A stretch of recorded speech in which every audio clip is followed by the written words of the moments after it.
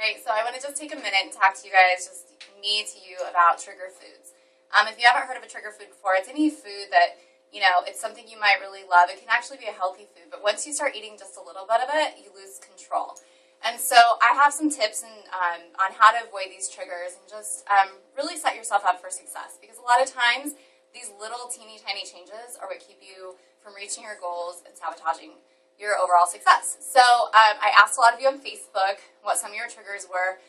A lot of them were mine too, and so I have tips and tricks. A lot of times people just make the wrong choices, and so I want to help you a little bit. So the number one for me is peanut butter. I jokingly say that if it's a trigger food for you, the next thing you know, you're elbow deep in a jar of peanut butter. So what do? Well, first of all, I don't buy jars of peanut butter. I just don't. I just know that there are certain times when I just, 2 tablespoons turns into 4 and then turns into, bulging little rolls. So I buy single serving packets of Justin's peanut butter, 200 calories per pack, keep them in the house, and I know that I only consume 1 packet at a time. So if that's a trigger food for you, try that.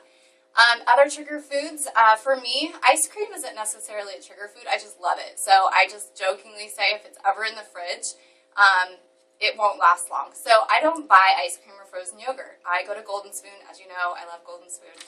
I go to Golden Spoon, get a small once a week. I crave it. So I get it once a week. I eat whatever I want, and then I'm done for the week. It's not there in the fridge haunting me. Some of you guys shared that cookies and cakes and those kind of things haunt you in your cupboard. My question for you is, why are they in your cupboard?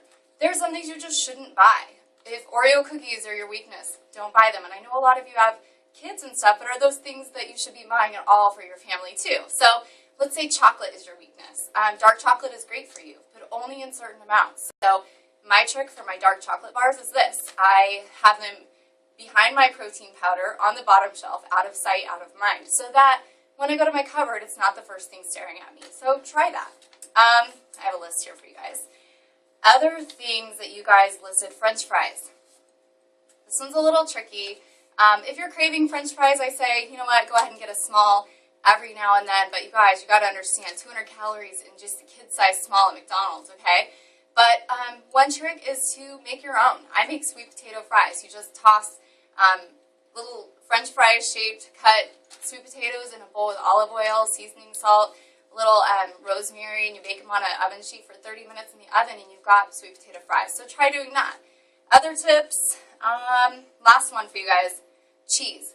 Buy single serving. Don't buy big chunks. You will eat big chunks. So try the little Baby Bells, try string cheeses, try Laughing Cows, and just enjoy those 1 serving at a time. So I've got a whole list of tips to trick your triggers. You can download it on our website on the 2012 page or in the email that you received for 2012 this week. So my last message for you is make smart choices. If you know it's a trigger food for you, avoid it. Don't be one of those people that say, well, I want to enjoy all things in moderation. Yeah, you do, but at the same time, there are some foods we're just not responsible enough to handle yet, like me and peanut butter. So, good luck.